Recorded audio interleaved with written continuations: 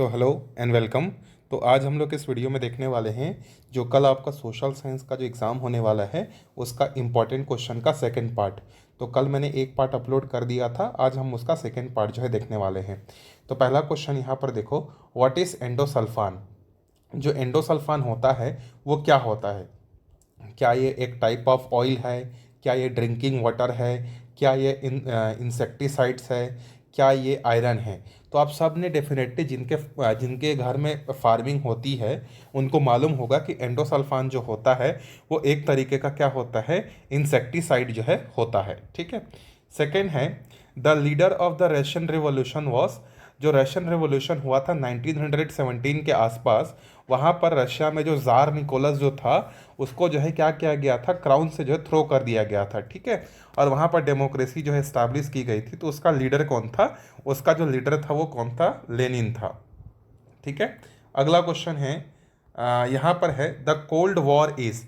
आप सबको याद होगा कि जैसे सेकेंड वर्ल्ड वॉर ख़त्म हो गया था, तो सेकेंड वर्ल्ड वॉर ख़त्म होने के बाद यूएसएसआर, मतलब प्रेजेंट डेट में अगर आज हम लोग बात करें तो रशिया और जो यूएसए था अमेरिका, उन दोनों के बीच में एक तरीके का और वॉर हुआ था। इस वॉर में जो है उसके आर्मी नेवी जो है डायरेक्टली पार्टिसिपेट नहीं किए थे, बल्कि ये दूसरे तरीके का वॉर था जिसको हम लोग कोल्ड वॉर बोलते हैं। तो ये जो कोल्ड वॉर है इसमें क्या होता है, टेंस सिचुएशन होता है। ठीक है।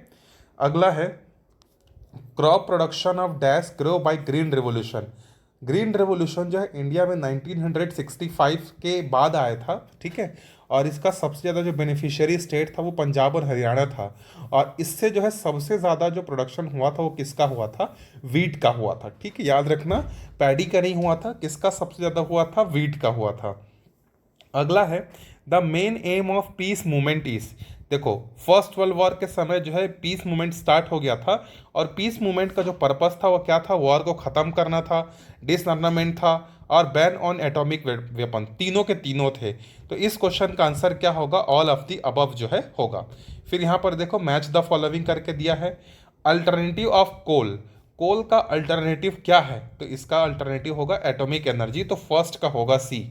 पीडीएस। पीडीएस क्या करता है? आपको पब्लिक डिस्ट्रीब्यूशन सिस्टम मालूम होगा।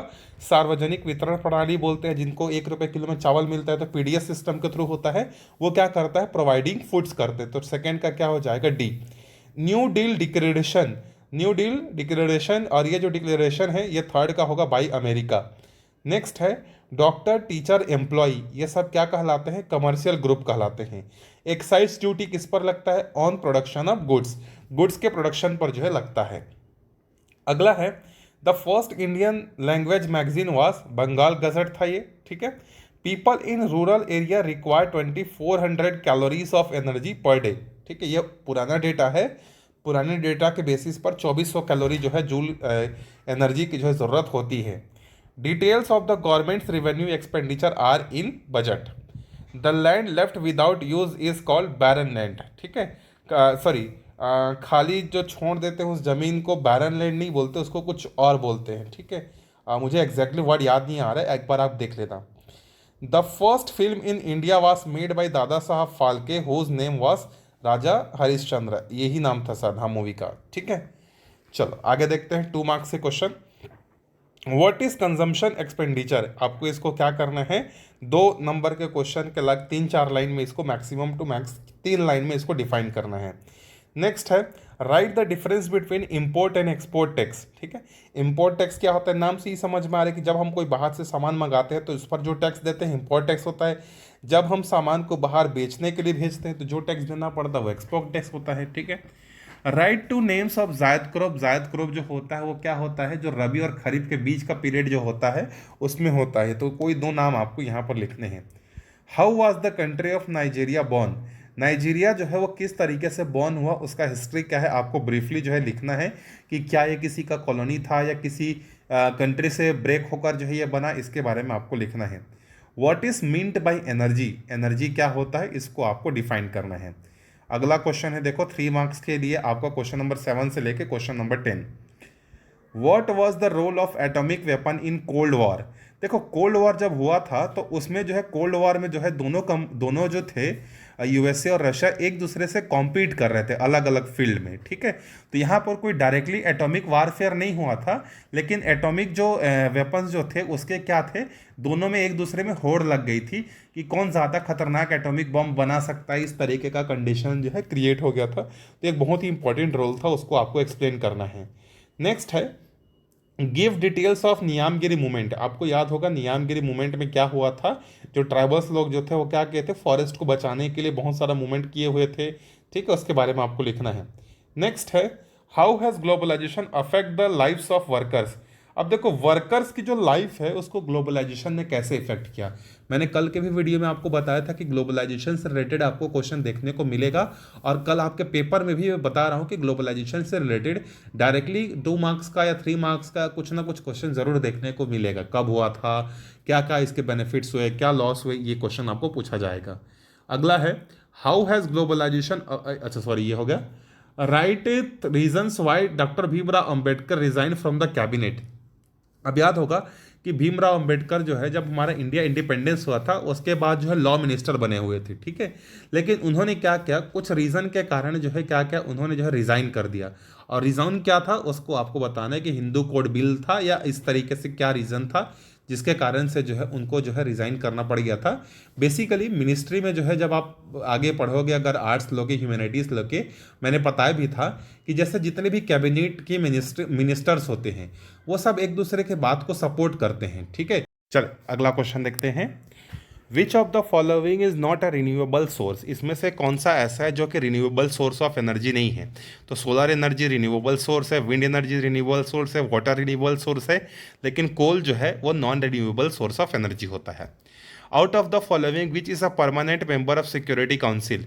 इसमें से कौन सा है जो सिक्योरिटी काउंसिल का मेंबर, अच्छा which is a permanent member, ये क्वेश्चन ऐसा होना चाहिए था कि out of the following which is not a permanent member. Permanent member इसमें से कौन नहीं है, ये पूछना चाहिए था, क्योंकि अमेरिका तो परमानेंट मेंबर है, ब्रिटेन भी परमानेंट मेंबर है, रशिया भी परमानेंट मेंबर है, लेकिन जर्मनी नहीं है। अच्छा हिंदी वाले में देखो, हिंदी वाले में नहीं लिखा हुआ है, तो ये क्वेश्चन गलत था, ठीक है, इंग्लिश में गलत छपा हुआ था। Year of Russian revolution, Russian revolution कब हुआ था, 1917 में जो है स्टार्ट हुआ था, ठीक है। Central budget is passed in parliament में होता है ये। The first magazine of India, India का फर्स्ट मैगजीन कौन था, इसके मैं आपको बताना है। फिर यहाँ पर देखो मैं आपका मैचिंग आ गया फिर से, ठीक है। तो लैंड इंप्रूवमेंट्स ये किससे रिलेटेड है, आपका मोर क्रॉप प्रोडक्शन से रिलेटेड है। ऑब्टेन फ्रॉम बॉक्साइड, बॉक्साइड से क्या मिलता है, एल्यूमिनियम। रेडियो किसने बनाया था, मार्कोनी ने बनाया था। WHO world health organisation. Mussolini in Italy, fascist party, ठीक है, ये होगा। Biological resources are produced by living organisms, ये हमने पढ़ा हुआ है कि बायोलॉजिकल रिसोर्सेज जो होते हैं वो लिविंग ऑर्गेनिज्म से जो है क्या करते हैं, बनाए जाते हैं, ठीक है। The struggle for independence of Indonesia was against the Netherland, Netherland का कॉलोनी था ये, ठीक है।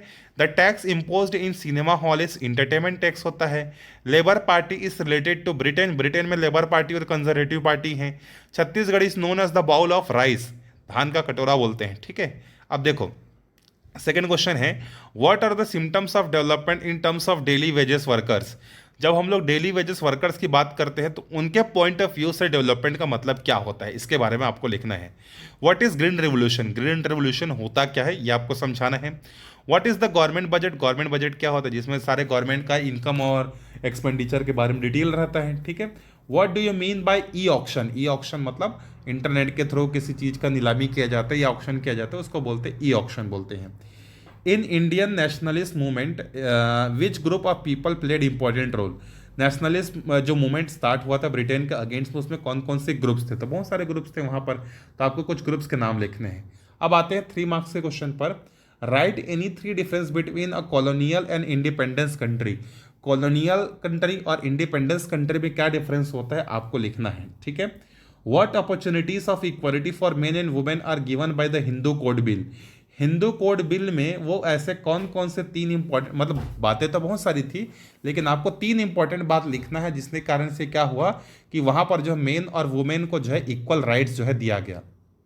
अगला है right about the terrible destruction done by the atomic bomb, आपको याद होगा कि सेकेंड वर्ल्ड वॉर के टाइम पे अमेरिका ने क्या किया था, जापान पर जो है क्या क्या था, बॉम्बार्डिंग कर दिया था, हिरोशिमा और नागासाकी पर। तो उसके कारण से क्या क्या इम्पैक्ट हुआ वो आपको जो है लिखना है, और उस टाइम के रेफरेंस पर नहीं, आज के प्रेजेंट डेट के रेफरेंस पर भी आप लिख सकते हो। अगला है व्हाट इज लिबरलाइजेशन। आपको बताना है कि लिबरलाइजेशन क्या होता है और इसको एक्सप्लेन करना है। ठीक है, तो ये रहा आपके इंपॉर्टेंट क्वेश्चन। जो जो मैंने क्वेश्चन आपको एक्सप्लेन किए हैं उससे रिलेटेड क्वेश्चन आप बिल्कुल अच्छे से पढ़ के जाइएगा, उसी के अराउंड आपको क्वेश्चन देखने को जो है मिलेंगे। ठीक है, तो मिलते हैं अगले वीडियो में, अगला पेपर जो भी रहेगा आपका। सो कल के पेपर के लिए ऑल द वेरी बेस्ट।